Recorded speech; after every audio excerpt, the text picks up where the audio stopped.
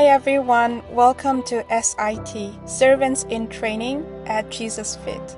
The pen of inspiration says, true education is missionary training. Every son and daughter of God is called to be a missionary. We are called to the service of God and our fellow men, and to fit us for this service should be the object of our education. SIT, sit at the feet of Jesus. We were strangely pulled to this name because it really kind of encapsulated what we wanted our missionaries to end up looking like. We wanted to really have them to mirror Christ in this way. Jesus is speaking with the disciples, and he says, "Ye know that the princes of the Gentiles exercise dominion over them, and they that are great exercise authority upon them. But it shall not be so among you. But whosoever will be great among you, let him be your minister." The word minister in the Greek, the word actually is the Greek word diakonos, from where we get the English word deacon.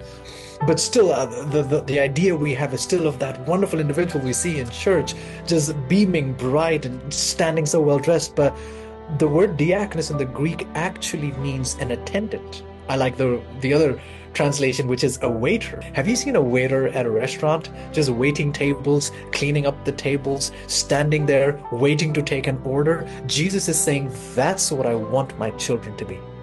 That's what I want my disciples to be. Oh, it gets even more interesting.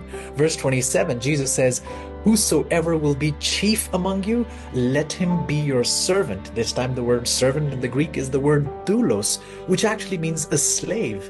If you know anything about a slave, he's subject to the choice, to the will of the master. It's amazing because Jesus is saying the higher that the Lord is taking you, the more humble I'd like you to be. It's a 3.5-month program, and I know some of you are listening to this being like, I'm not sure do I need to be trained to be a servant? Well, guess what?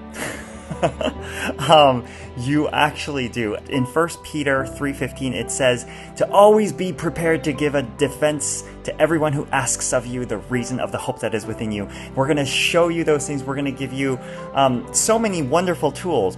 But if you actually look at that verse, 1 Peter 3:15, it also says, but respond with gentleness and respect. You know, I'm really reminded of the story of Joseph.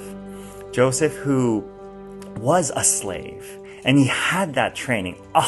Sadly, we're not going to be able to give you the training that Joseph received. But what we are going to try to do is we're going to create an environment for you to truly be able to respond every attack of Satan, any situation. We're going to create an environment for you to truly have many experiences where you can overcome self, where you can overcome the natural tendency of all of our hearts, in order for us to truly be able to, again, respond the way that Christ responded. We are in so much need of Christ-like missionaries and workers for the Lord.